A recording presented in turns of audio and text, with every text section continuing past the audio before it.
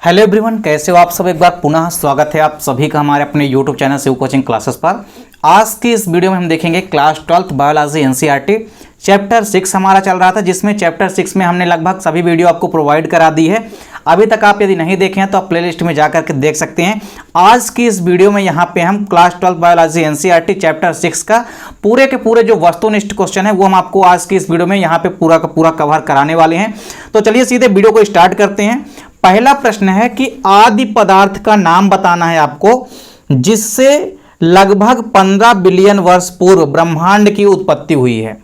तो एक ऐसे आदि पदार्थ का नाम बताना है जिससे 15 बिलियन वर्ष, लगभग यहां पे दिया गया है कि लगभग 15 बिलियन वर्ष पूर्व ब्रह्मांड की उत्पत्ति हुई। तो मतलब ब्रह्मांड की जो उत्पत्ति हुई बिलियन वर्ष पहले वो किस पदार्थ से हुई, यानी कौन सा ऐसा आदि पदार्थ था जिसके माध्यम से ब्रह्मांड की उत्पत्ति हुई। तो इसका राइट आंसर क्या है? इलेम। क्या है?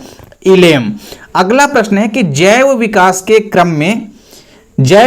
क्रम में कोशिकीय तथा अकोशिकीय के बीच की कड़ी किसे कहते हैं, उसका आपको नाम बताना है। मतलब जो इवोल्यूशन हुआ तो उस क्रम में कोशिकीय व अकोशिकीय के बीच की कड़ी किसे माना गया, मतलब कौन सा ऐसा पदार्थ था जिसे हमने कोशिकीय व अकोशिकीय के बीच की कड़ी माना गया। तो उसका नाम है क्वेसरवेट्स। ये आपको याद रखना है, इंपॉर्टेंट क्वेश्चन है, पूछा भी गया है कई बार पेपर में। तो क्वेसरवेट्स आपको याद रखना है। अगला प्रश्न है कि एक समान पूर्वज से संरचनात्मक तथा क्रियात्मक रूप से भिन्न लक्षणों वाले जीवों के विकास को क्या कहते हैं।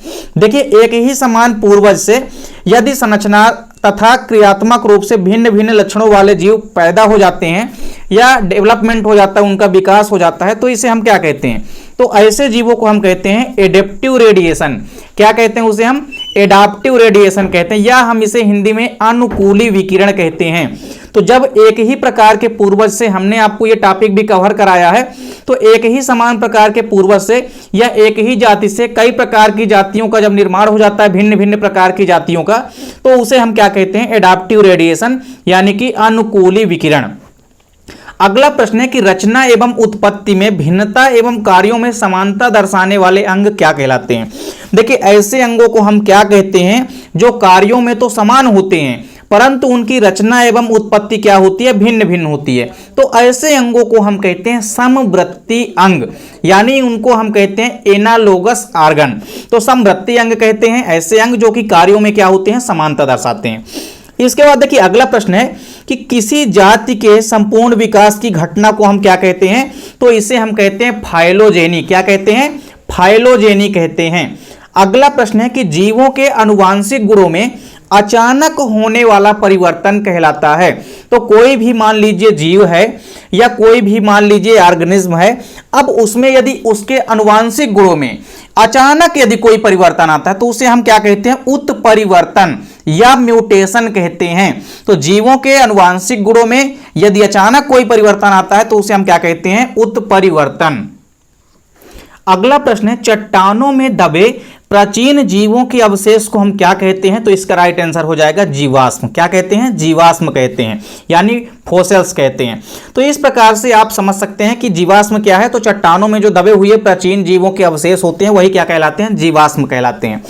अगला प्रश्न है कि मानव के उस पूर्वज का नाम लिखना है जो सबसे पहले दो पैरों पर सीधा खड़ा हुआ। तो इसका राइट आंसर हो जाएगा रामापिथेकस। क्या हो जाएगा? रामापिथेकस। ये ऐसे पूर्वज थे जो सबसे पहले दो पैरों पर सीधा खड़े हुए। अगला प्रश्न है कि भ्रूणावस्था में प्रौढ़ावस्था तक के विकास की प्रक्रिया को क्या कहते हैं? तो उसे हम क्या कहते हैं? ओंटोजेनी कहते हैं। क्या कहते हैं? ऑन्टोजेनी या ओंटोजेनी आप कह सकते हैं। तो भ्रूणावस्था से लेकर के जो प्रौढ़ावस्था तक के विकास की प्रक्रिया होती है उसे हम ओंटोजेनी कहते हैं। अगला प्रश्न है कि ओपरिन द्वारा रचित पुस्तक का नाम लिखिए। तो देखिए, ओपरिन द्वारा रचित पुस्तक कौन सी है? जीवन की उत्पत्ति। ये आपको याद रखना है। अगला प्रश्न है बिग बैंग परिकल्पना किसने प्रस्तुत की? तो बिग बैंग परिकल्पना ए ली मैत्रे ने प्रस्तुत की थी। किसने की थी? ए ली मैत्रे ने प्रस्तुत की थी। अगला प्रश्न है कि जीवन की उत्पत्ति के समय किस गैस का अभाव था? तो देखिए, जीवन की उत्पत्ति के समय स्वतंत्र रूप से जो ऑक्सीजन गैस थी वो वायुमंडल में विद्यमान नहीं थी, यानी स्वतंत्र ऑक्सीजन का अभाव था, यानी ऑक्सीजन गैस का क्या था? अभाव था। अगला प्रश्न है जैव विकास आधुनिक संश्लेषण नामक पुस्तक किसने लिखी है? तो जैव विकास की आधुनिक संश्लेषण नामक पुस्तक किसने लिखी? तो इसको किसने लिखी है? जूलियन हक्सले ने। किसने लिखी है? जूलियन हक्सले ने। अगला प्रश्न है कि मानव जो है किस गण का सदस्य है? One of most important question. मानव आपको याद रखना है प्राइमेट्स गण के अंतर्गत आता है।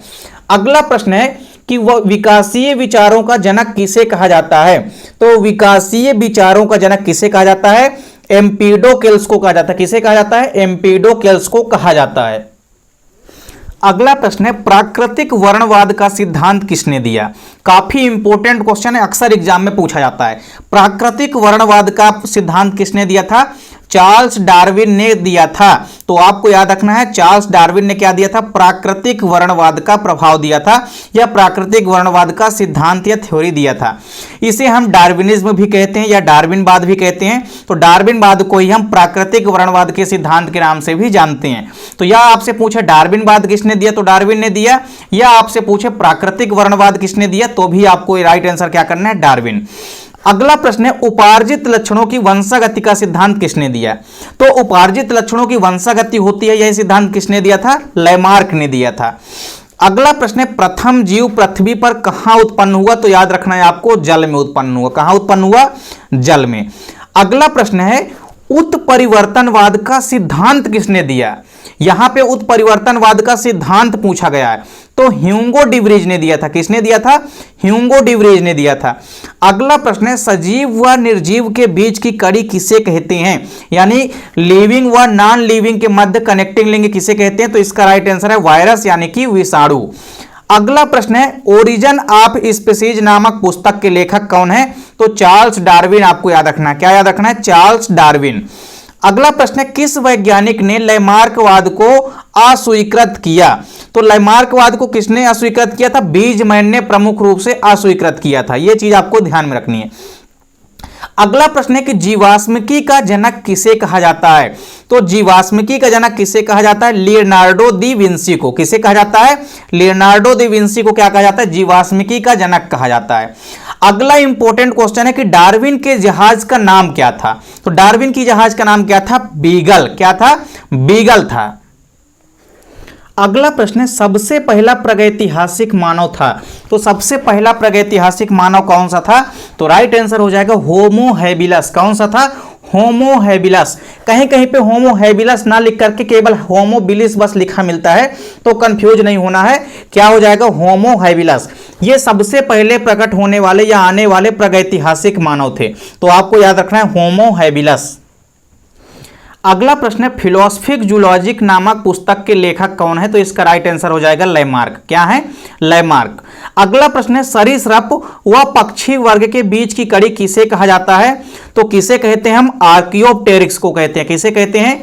आर्कियोप्टेरिक्स को हम पक्षी और सरीसृप के बीच की संयोजक कड़ी कहते हैं। अगला प्रश्न है कि पृथ्वी पर उत्पन्न होने वाला प्रथम प्रकाश संश्लेषी जीव था। तो प्रथम प्रकाश संश्लेषी जीव कौन सा था जो कि पृथ्वी पर उत्पन्न हुआ? तो इसका राइट आंसर है साइनोबैक्टीरिया, जिसे कि हम नील हरित शैवाल भी कहते हैं या हम ब्लू ग्रीन एल्गी कहते हैं। अगला प्रश्न है कि सरल जीवों से क्रमिक परिवर्तन द्वारा जटिल जीवों के विकास की घटना को हम क्या कहते हैं? तो यदि सरल जीवों से क्रमिक रूप से परिवर्तन के द्वारा धीरे धीरे यदि जटिल जीवों का विकास होता है तो इस घटना को ही हम कहते हैं जैव विकास। क्या कहते हैं? जैव विकास कहते हैं। अगला प्रश्न है कि अंगों के प्रयोग तथा अनुप्रयोग का सिद्धांत किसने दिया? काफी इंपॉर्टेंट क्वेश्चन है। अंगों के प्रयोग व अनुप्रयोग का सिद्धांत किसने दिया? तो लैमार्क ने दिया था। किसने दिया था? लैमार्क ने दिया था। इसके बाद अगला प्रश्न है कि 77 न्यूक्लियोटाइड यानी 77 प्रकार के जो न्यूक्लियोटाइड्स हैं इनको जोड़ करके कृत्रिम रूप से डीएनए का संश्लेषण किसने दिया था या किसने किया था? तो डीएनए का संश्लेषण आपको सबसे पहले तो ये याद रखना है कि कृत्रिम रूप, जैसे ही कृत्रिम शब्द आता है आपको याद रखना है डॉक्टर हरगोविंद खुराना। तो डॉक्टर हरगोविंद खुराना या डॉक्टर हरिगोविंद खुराना ने 77 न्यूक्लियोटाइडों को यानी 77 न्यूक्लियोटाइड्स को आपस में जोड़ा और कृत्रिम रूप से डीएनए का संश्लेषण किया था। अगला प्रश्न है कि किन कोशिकाओं को हम अमर कोशिकाएं कहते हैं? तो हमेशा याद रखना है कि जो जर्म सेल होती है जर्म सेल को हम क्या कहते हैं? अमर कोशिकाएं कहते हैं। तो जर्म सेल आपको याद रखना है, जर्म सेल को हम क्या कहते हैं? अमर कोशिकाएं। अगला प्रश्न है, निम्न में से किस कल्प में जीवन नहीं था? यहां से आपके वस्तुनिष्ठ क्वेश्चन जो है वो शुरू हो रहे हैं। तो यहां पे आपके सामने 4 ऑप्शन है, आपको बताना है कि निम्न में से किस कल्प में जीवन नहीं था। तो इसका राइट आंसर हो जाएगा एजोइक महाकल्प। कौन सा महाकल्प हो जाएगा? एजोइक महाकल्प। ऑप्शन नंबर ए को आपको क्या कर लेना है? करेक्ट कर लेना है, यानी एजोइक महाकल्प में जीवन नहीं था। अगला प्रश्न है कि किस कल्प को हम स्तनियों यानी कि मैमल्स एवं एंजियोस्पर्म का युग कहा जाता है? मतलब बहुतायत में इनका विकास हुआ, स्तनियों का और एंजियोस्पर्म का। तो इनका युग किस कल्प को कहा जाता है? तो इसका राइट आंसर आपको याद रखना है सीनोजोइक महाकल्प। कौन सा महाकल्प याद रखना है आपको? सीनोजोइक महाकल्प। ऑप्शन नंबर बी को करेक्ट कर लेना है। अगला प्रश्न है, निम्न में से कौन सा महाकल्प सबसे पहले आता है? तो सबसे पहले कौन सा महाकल्प आता है? तो हमेशा आपको याद रखना है कि सबसे पहले कौन सा महाकल्प आता है। तो इसका राइट आंसर हो जाएगा आपका क्या? पोलियोजोइक। कौन सा महाकल्प? पोलियोजोइक महाकल्प, यानी ऑप्शन नंबर जो सी है ये क्या हो जाएगा? करेक्ट हो जाएगा। जो पोलियोजोइक महाकल्प है ये सबसे पहले आने वाला महाकल्प है। इसके बाद देखिए आपका अगला क्वेश्चन क्या है? जैव विकास का सबसे स्पष्ट प्रमाण देता है। कौन सी चीज है जिसके द्वारा हम जैव विकास का स्पष्ट प्रमाण मानते हैं जिसे? तो इसका राइट आंसर हो जाएगा जीवाश्म, यानी ऑप्शन नंबर ए को आपको करेक्ट कर लेना है। जीवाश्म जो होते हैं वो स्पष्ट रूप से प्रमाण देते हैं किसके? जैव विकास के। अगला प्रश्न है कि प्रारंभिक वातावरण में पाई जाने वाली गैसें है, यानी प्रारंभिक वातावरण में कौन कौन सी गैसें पाई जाती थी? तो यहां पे आपको याद रखना है मीथेन, अमोनिया, हाइड्रोजन और H2O। तो देखिए ये मुख्य रूप से आपको गैसें याद रखना है जो कि प्रारंभिक वातावरण में पाई जाने वाली गैसें हैं। इसके बाद अगला प्रश्न है कि एनीलिडा तथा मोलस्का के बीच की संयोजक कड़ी कहा जाता है। तो एनीलिडा और मोलस्का इनके बीच की संयोजक कड़ी किसे कहा जाता है? तो इसका राइट आंसर हो जाएगा नियोपिलोइना। किसे कहा जाता है? नियोपिलोइना। ऑप्शन नंबर सी हो जाएगा आपका करेक्ट। अगला प्रश्न है कि निम्न में से कौन सा सामान्यतः स्तनधारियों का युग कहलाता है?